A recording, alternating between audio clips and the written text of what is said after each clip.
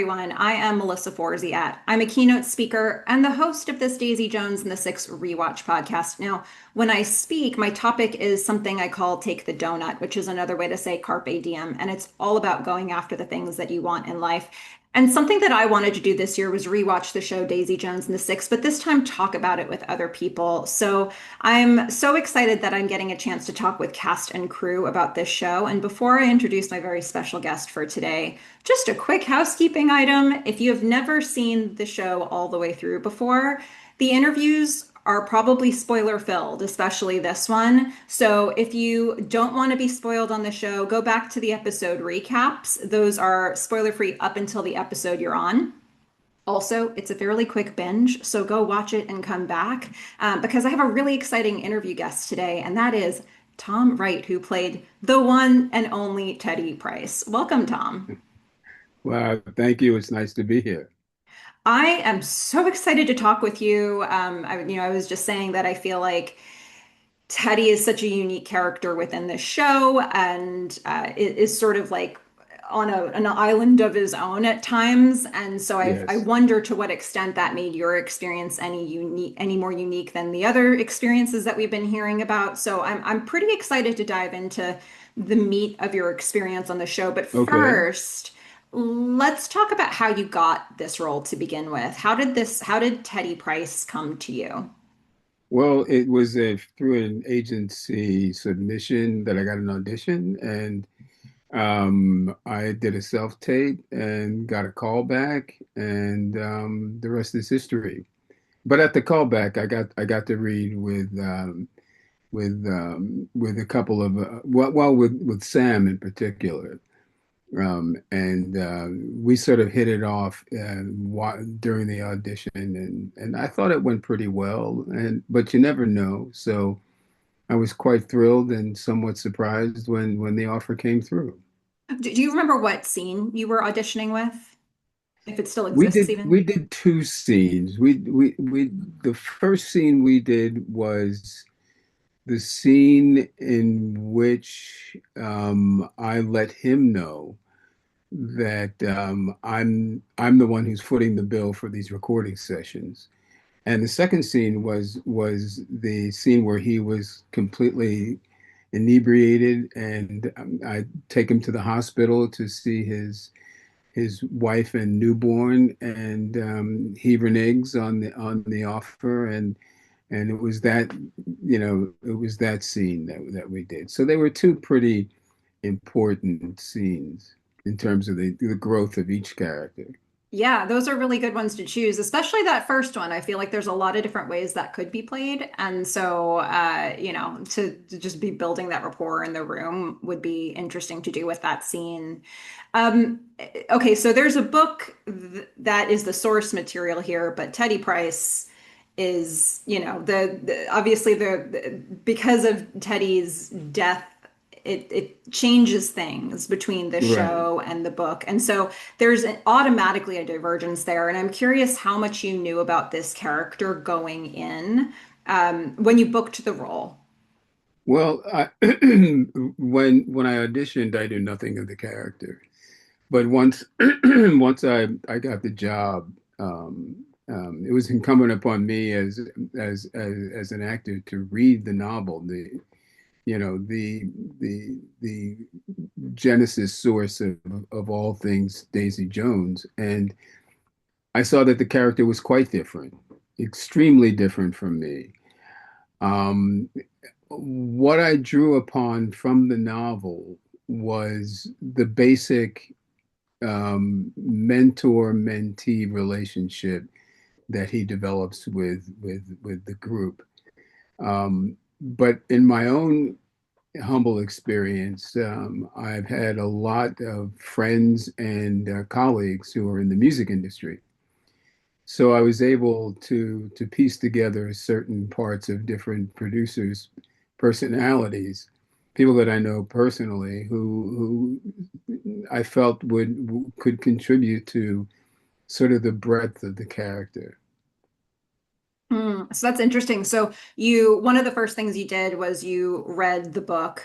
What other Right. prep did you do? And you talked with people about other music producers at this time. What other prep did you do, if any? I spoke to a number of musicians who dealt with producers from that era.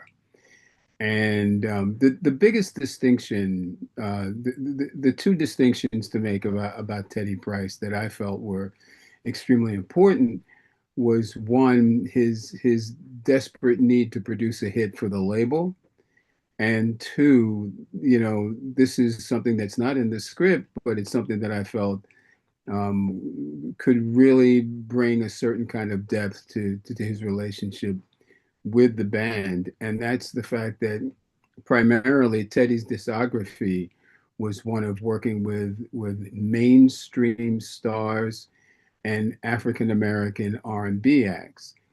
And he had never taken on before a so-called young white band from from sort of the rock folk tradition of American music of the 70s.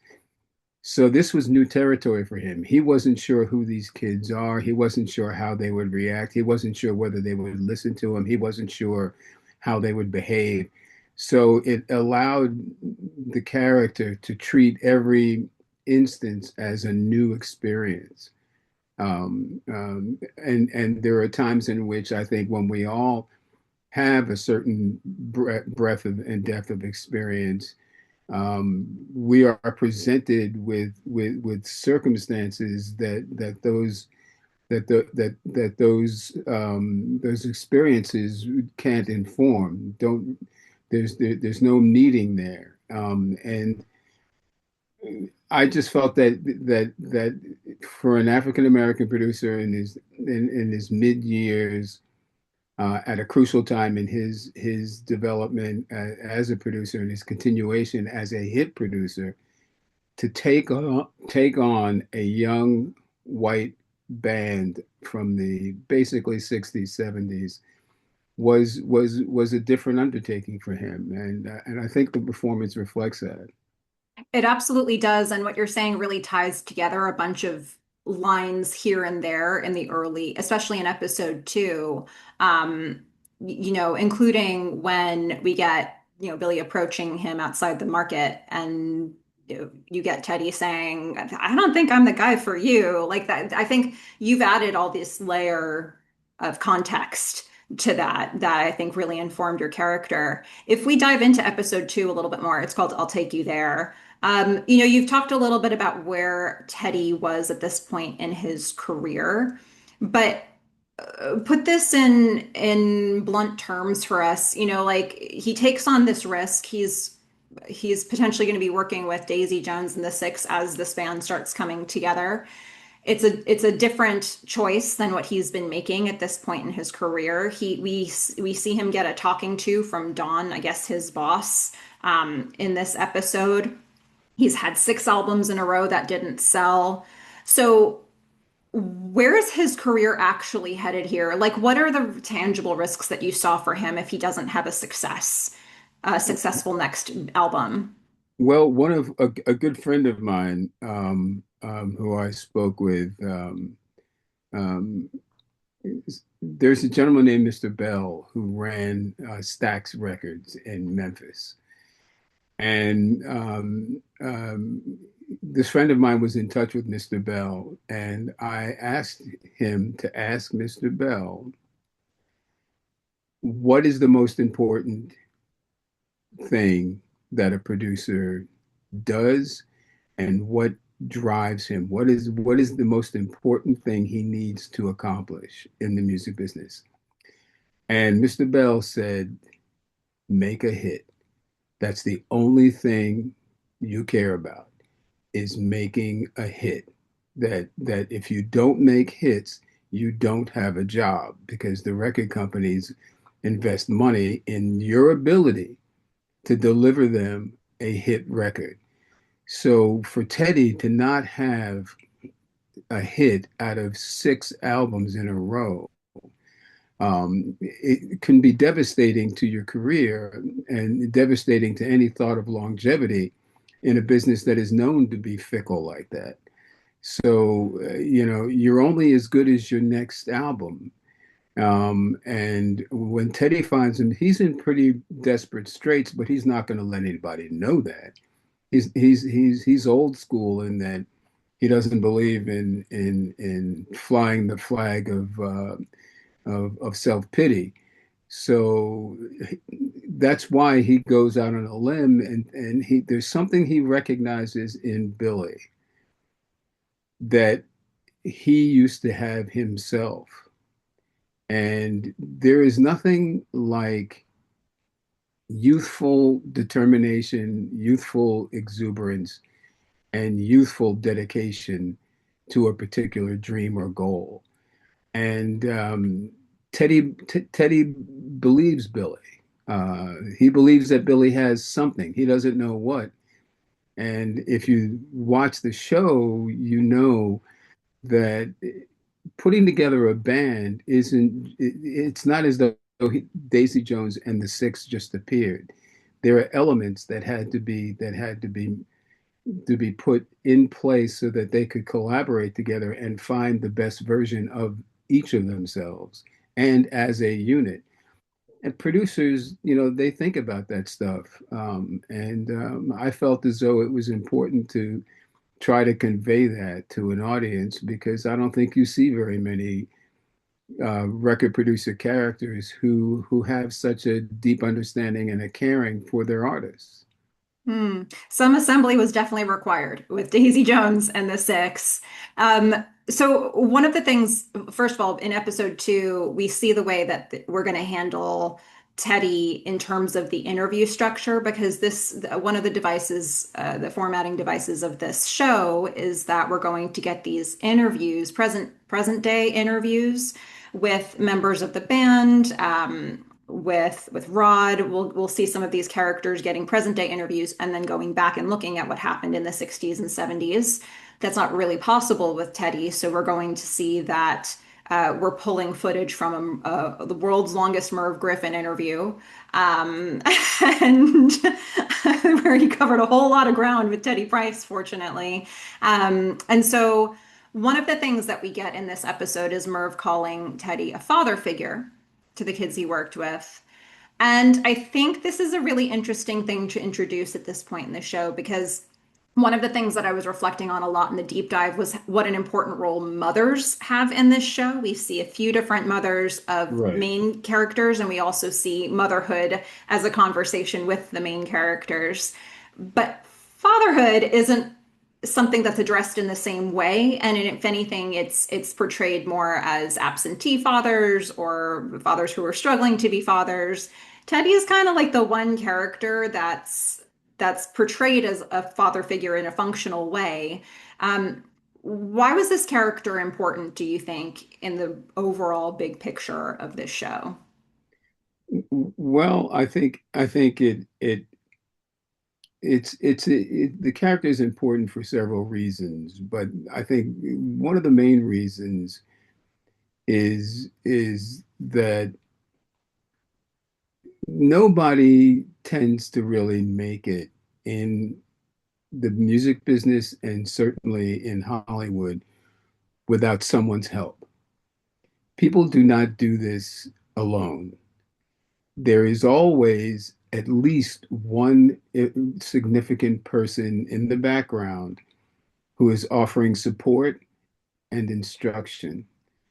And those people know who they are, and they know, and those of us who have been successful enough to make a career of it understand the importance of that kind of beneficial attention. Um, so I feel as though the writers, in particular Scott Neustadter, really understood the significance of a helping hand. As far as a father figure goes, that's a label that that is placed upon the relationship from the outside. I never saw Teddy as a father figure. I saw him as a deeply caring and gifted collaborator, someone who wants help, someone who, again, recognizes a part of himself in Billy's self-destructive behavior. Um, and recognizing yourself in someone else who needs the benefit of your experience is always makes, I think, always makes for compelling drama. That's beautifully said. And, Teddy is also reluctant to claim the father figure term in that Merv Griffin interview. So that lines up really well. We're going to see Teddy come to see Simone sing at the Troubadour.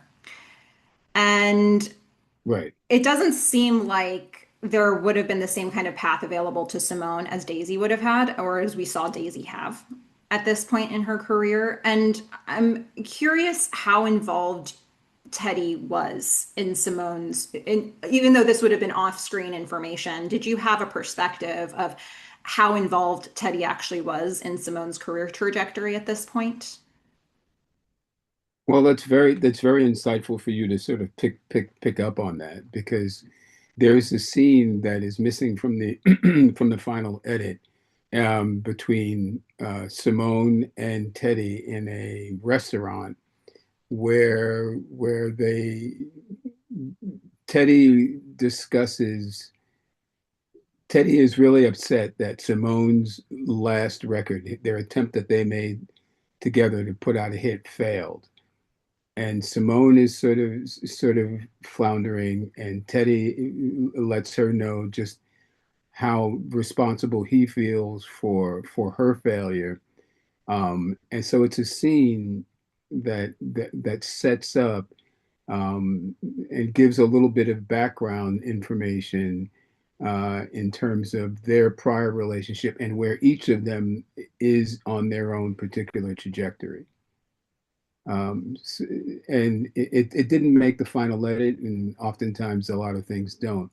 But I was sorry to see that scene go, because it lent a certain it lent a certain gravitas to both Teddy and Simone, and it leads into his introduction to Daisy. Hmm. So Simone's record was one of the six failed records that Don would have been referencing. Yeah. Ooh. It's interesting. I've a couple people have shared details about deleted scenes that were filmed, and uh, every time I'm hearing about these, they seem really well placed, and I wish we could see that footage. I'm sure there was, time considerations or something that led to cuts, but I never hear one of these deleted scenes and think, I understand why that was cut. Yeah, no, So that was like a really juicy, important detail, I think, to know about Teddy and Simone. That one scene. yeah, yeah. There are numerous reasons for why things don't make the final edit. And in Daisy Jones in particular, there were a couple of scenes that I was really proud of and looking forward to seeing that didn't make it. But the reason they didn't make it, I better understood the reasons for their not being there than my, attachment, emotional attachment to a specific piece of celluloid. Mhm. Um, there's the scene in which I take Billy to the hospital. There's a lengthy amount of dialogue inside of the car that the audience never sees, but they chose to go with more nonverbal communication than actual wordage, and I think it actually plays better. Of course, the selfish actor in me wants to believe that every single scene is gold, and every single scene needs to be seen. But in point in fact, I think they made a judicious edit that really served both characters probably better than my ego would have been served. Well, I do want to go back to Teddy's introduction with Daisy and Billy, but since you're on that topic, I thought I'd ask a little bit more about the taking Billy to rehab and taking him to the hospital scene. So Billy at this point is losing his battle with drug and alcohol addiction. Teddy takes him to Cedars-Sinai to meet his new baby girl, but then ends up driving him to rehab.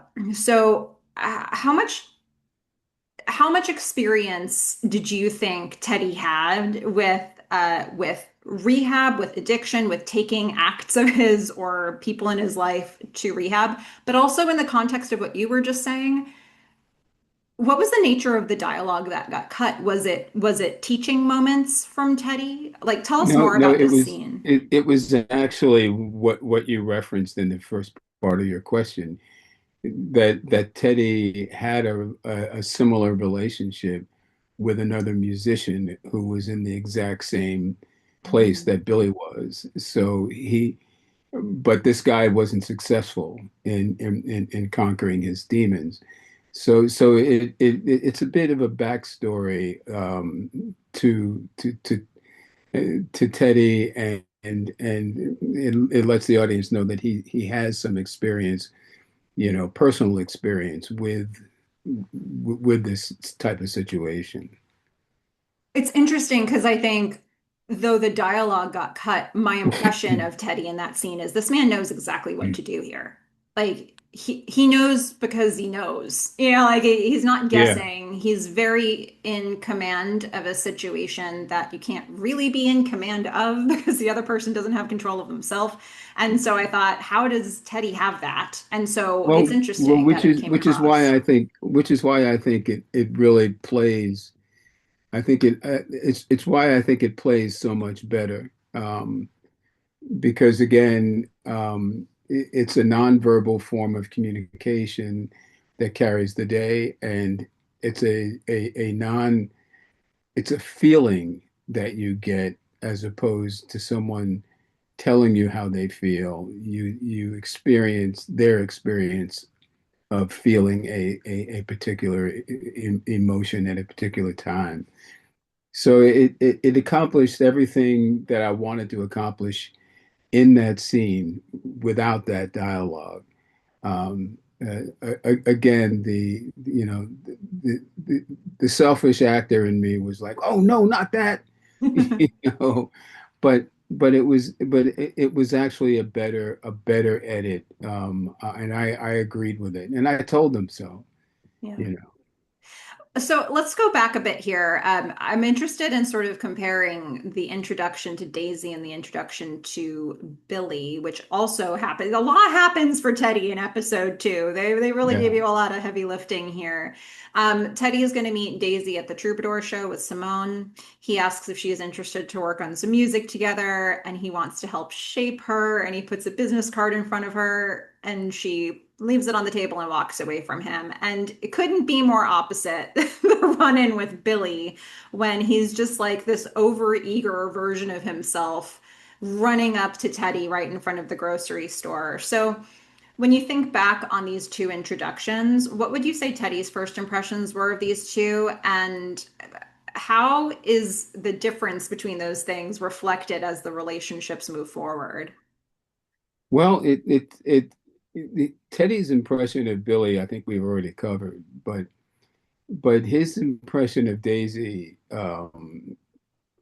there are there are people who just have the it factor, and people that generally have the it factor don't really come chasing you down for approval. And that's the first thing that is a good hint as to what her character strength as an individual is that she blows him off, and Teddy is like, well, wait a minute, hold on. And he's not used to being blown off because he's a world famous producer. So it immediately makes Teddy a little bit more curious to find out why this girl thinks that she's the cat's meow. I mean, what does she think she has that that that is what does she think she has? So let's find out about that, he trusts Simone. If Simone says you need to meet this girl, and see, that's one of the things that got lost when they cut the scene is Simone is basically the one saying you should come hear this chick. She's got it. So he trusts Simone's acuity, but when you meet someone who says thanks but no thanks, I'm okay, um, it's intriguing, um, and that is just the component. That's just the spice, the sauce of the six needed. Was Billy's eager beaver. All of the rest of the band members are eager beavers. But here's someone who says, I am not an eager beaver. I will stand on my own. That component, when you're putting together a band, I feel like you can't have all of the same people be the same person. You want a variety, and she offers a distinct variety, especially after hearing her sing. He knows that she can cut it, because that's the first thing a producer sort of wants to ask, and that's what they ask of you as an actor a lot of times when you go into audition. One of the key subtle questions that is being asked in the room is, can this guy cut it? Can he hack what we're doing? And then can he contribute? And can he collaborate? And all of those things are in question when Teddy meets Daisy. Hmm. Let's talk a little bit about like sort of the intersection of luck versus masterminding. So in episode 3, Someone Saved My Life Tonight, we're going to see Daisy. She's brought a song to Teddy. She's now seeking his support. So he's sort of turned things around with her there, where she's getting a little bit more interested in his feedback. Um, he casually has Billy's demo playing in the background. Right, uh Maybe accident, maybe not, probably not, I don't know. He is going to give Daisy the green light to making adjustments on it, and organizes the studio session with Daisy and the Six without telling Billy about the changes, which is a difference from how it's handled in the book as well. right. um Even something as simple as how Teddy addresses the other band members, like saying to Warren and Eddie, Tweedledee and Tweedledum, heartbeat of the track, which lifts their moods instantly. It really makes me wonder how much of what Teddy's doing is this all by design? Is some of it by luck? Does Teddy know exactly what outcome he wants here? He knows that there's potential. It's his job to bring that potential to fruition, and he will bring that potential to fruition by any means necessary. Some of it by manipulating people, some of it through sense of humor, some of it through patting people on the back, some of it through challenging people. But all of that, nobody knows what the outcome is. It's you purely are flying by the seat of your pants in some respects when you're putting together an album, especially with some combustible elements. And the thing is that Teddy realizes about Billy is that Billy needs to be pushed.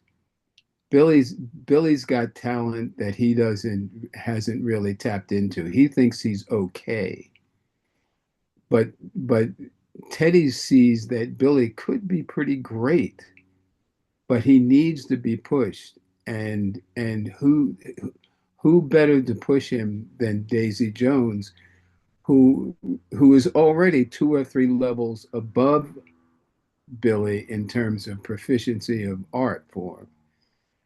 So it's bringing all these elements together. How do we congeal this thing? So Teddy, some of it is luck, but a lot of it is by design. I mean, those are the tools you use to get the best out of people. Whether or not it's going to work or not, a lot of that does depend upon luck. Hmm. To go a little bit deeper into that, in episode 4, I saw the light. We're gonna get, first of all, there's this beautiful scene with Teddy and Daisy at poolside. It's like one of the most visually appealing shots in the show to me. Like this perfectly like symmetrical Right. lineup of these two sitting at the side of the pool. Daisy's been writing songs. She's hinting that she's seeing driving melodies. We know exactly where she's trying to get to in this conversation. She wants Teddy to say, "I'm going to pair you up with the six." Teddy is saying he doesn't think they'd be a good fit. She's a front man. They already have one. Teddy has seen a little bit of what it looks like when these folks get together at this point.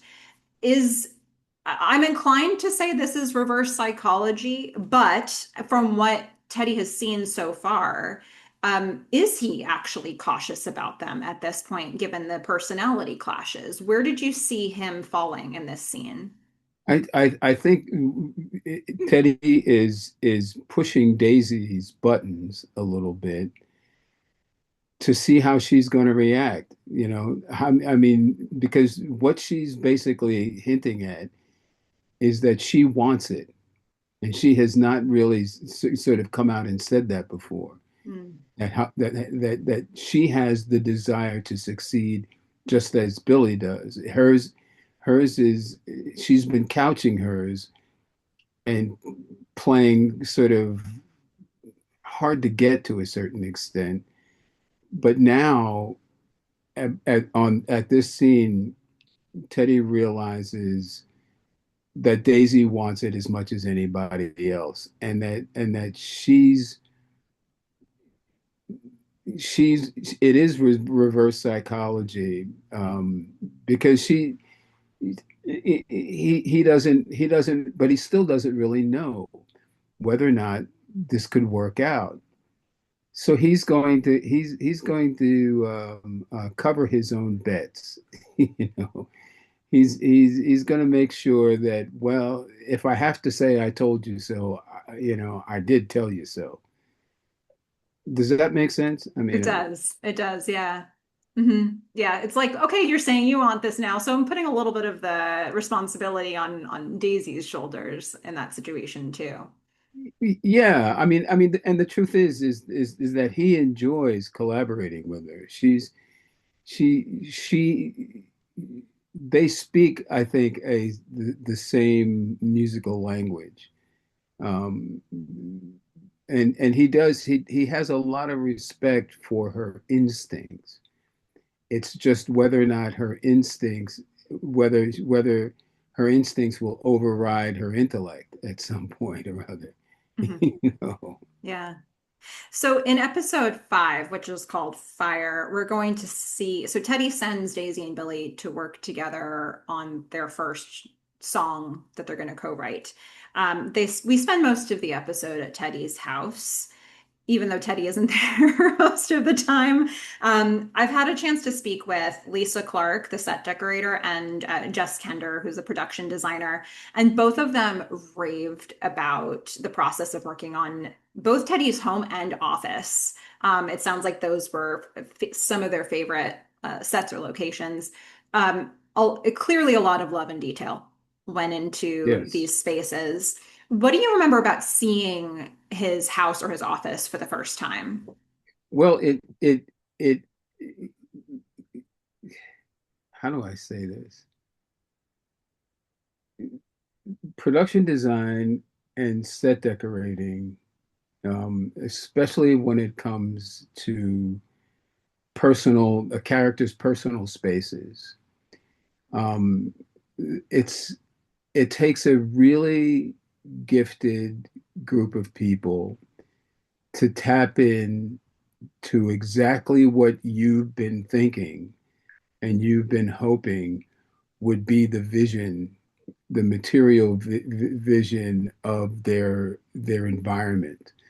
And they did such an amazing job. I wrote them each a letter, because it is it's everything that I would have loved to be able to have as Teddy the character, but it went much further because the attention to detail was complete. I mean, I could not turn any any angle that I chose to turn my head and focus and look at something in those rooms was informative and comfortable, and it it there's nothing like being in an immersive environment as a character and feeling so much more complete than, I mean, they completed Teddy. Let's put it that way. There was nothing I possibly could have added or taken away from either of those sets that would have contributed more to what I was doing and feeling at the time. Hmm. Well, let's talk about another location while we're on that. So in episode 6, which is whatever gets you through the night, we're going to see Daisy Jones and the Six are recording a whole bunch in the studio now. They're on a roll. We open the episode with them in Studio City. We spend a lot of time there. What was it like shooting scenes there?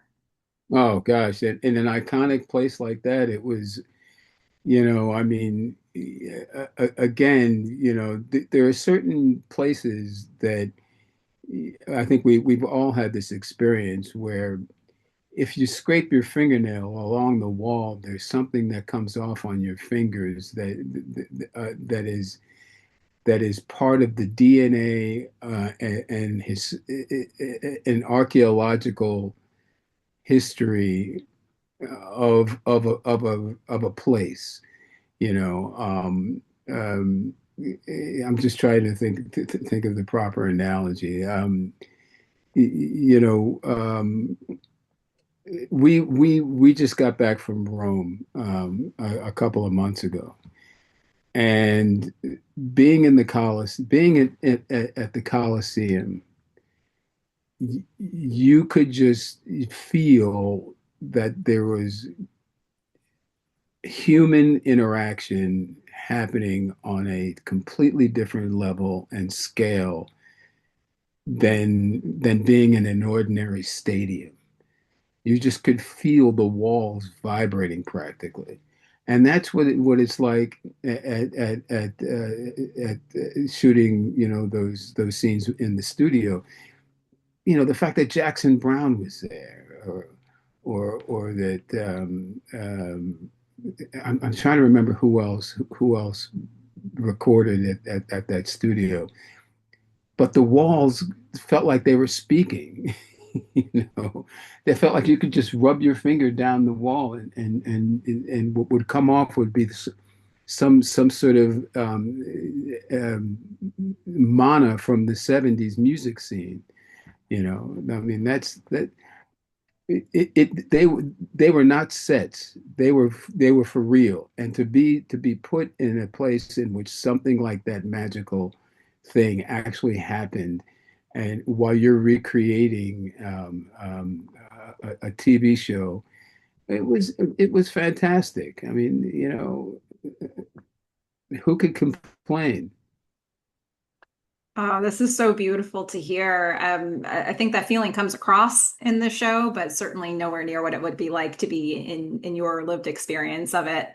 Um, we've talked a little bit about where Teddy's career is at the very start of the show, but by episode 8, looks like we made it. Things are a little different now with Don, aren't they? Don gifts Teddy a Ferrari 308. He's feeling pretty good about Teddy.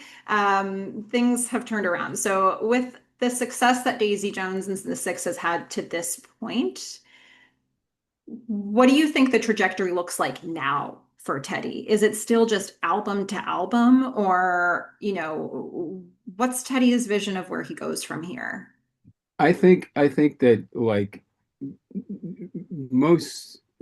everything else, in the creative world, things have time periods in which they are active, time periods in which they flourish, and it is up to the individual when times change and tastes shift, it is up to every individual to find themselves to find for themselves either an exit strategy or a transition.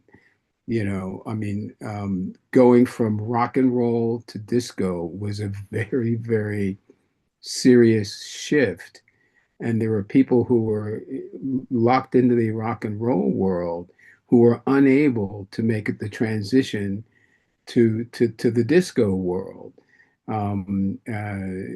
and found themselves, stuck, or found themselves unemployed, or they were no longer hip, they were no longer current, they were no longer topical, they were has-beens. So it's up, Teddy is well aware of these transitions because he's lived through many of them. He lived through Frank Sinatra and Dean Martin and in the 60s. He lived through Martha and the Vandellas and Stevie Wonder in the late 60s. He lived through Daisy Jones and the Six and Fleetwood Mac and Procol Harum or whoever. He lived through those. So where does he find himself now? Where does he go? I think it's a question. But the thing about Teddy is that he knows that regardless of the genre, regardless of the time period, it's almost always the same in terms of human interaction. That people are people, and Teddy believes that there is no bad music, they're just bad musicians. He can listen to bluegrass and be as comfortable with Vassar Clements and Tuck Taylor as he is with Fela Kuti and new wave African music. There's no such thing as bad music. There's just bad musicians. Hmm.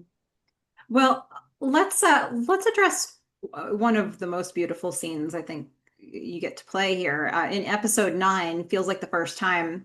So Teddy has a heart attack, and Billy sits by his hospital bed and has a heart to heart with him, asking him to take it easier. He says, "Teddy, if it kills you," Teddy responds, "then I die on top of the world." Tell us a bit about this scene. That scene was one of the more difficult scenes to shoot because it's self-referential, and I have been playing Teddy as someone who doesn't refer often to himself. He doesn't, he's not one to reflect upon. He's like a child of the Depression era. They just got on with it. They didn't self-reflect. They didn't self-doubt. They just saw challenges in front of themselves and they moved upon them. And there's a little bit. I had a hard time with that scene because it's just a little bit too self-reflective and I mean, I'm going to die on top of the world. I never was 100% sure that Teddy really meant that. Hmm. So, it was it was a simple scene, but a very complex scene for me. Mhm. Yeah. And I guess in the immediate, it sort of gets Billy to stop talking. Like, I'm doing what I'm doing anyway. Like, I'm gonna go out doing what I love. So stop it. Sort of the initial reaction that we'll get from Billy. Yeah, well, it's just like, don't start playing the violins just yet. I'm not done. That's about that's kind of what I came up with. Yeah. But let's play some violins now for Teddy. So in episode 10, Rock and Roll Suicide, we're going to find out that Teddy died in 83. We hear that Right. in interviews. He was pulling an all-nighter. He did, in fact, die doing what he loved. If you could eulogize him, what would you say about Teddy here? I think he was a man who made lemonade out of lemons. I think he was a man who made sweet lemonade out of sweet lemons. And I think I think he gave I think he gave everybody 100% of himself. And I think the thing that he would be most proud of is that I think a lot of artists would say that they became better musicians and better people through interacting with him.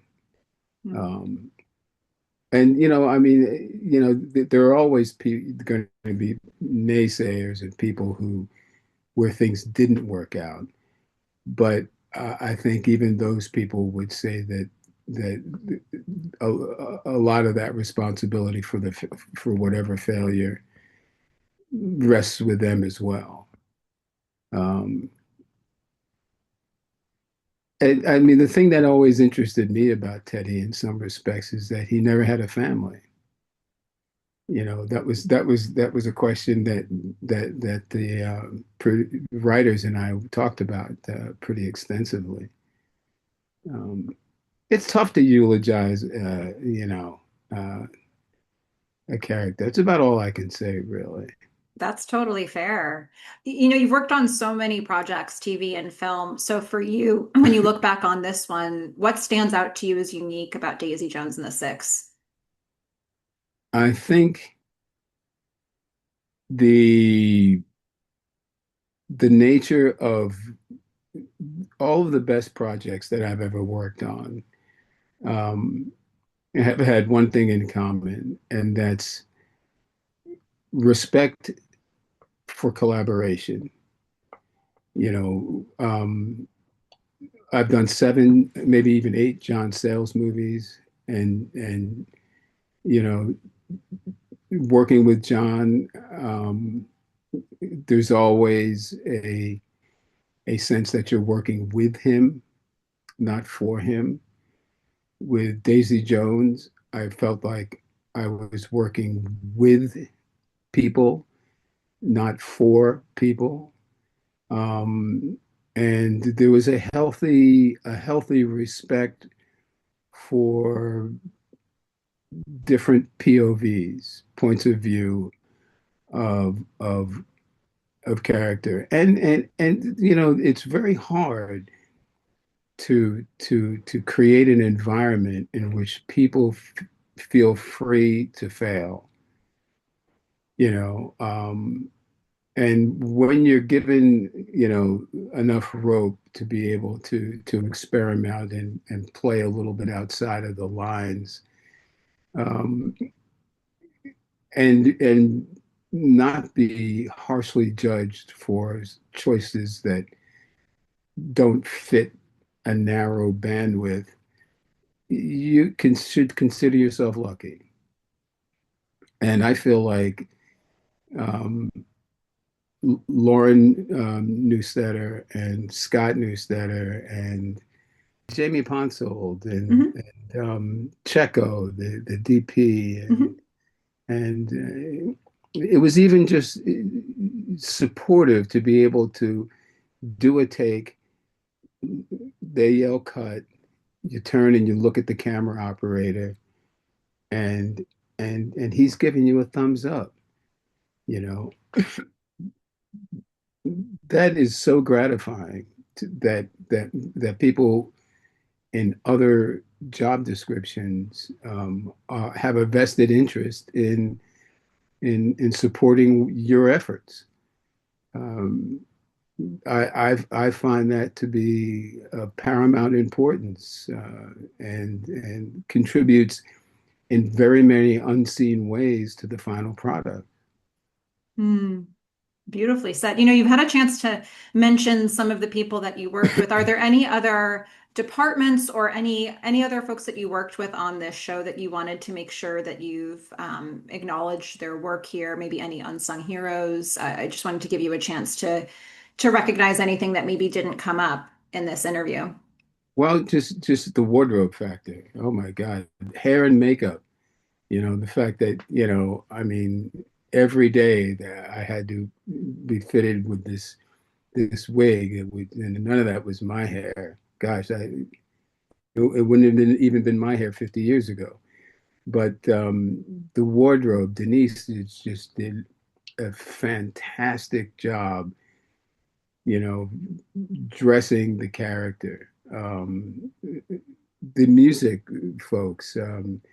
There was one scene in which, like when you're in a music in a recording studio, oftentimes what the engineers and the producers are looking for is a sonic fingerprint, is something to identify that, it can't be just a guitar. How can we make this guitar sound like no other guitar solo previous?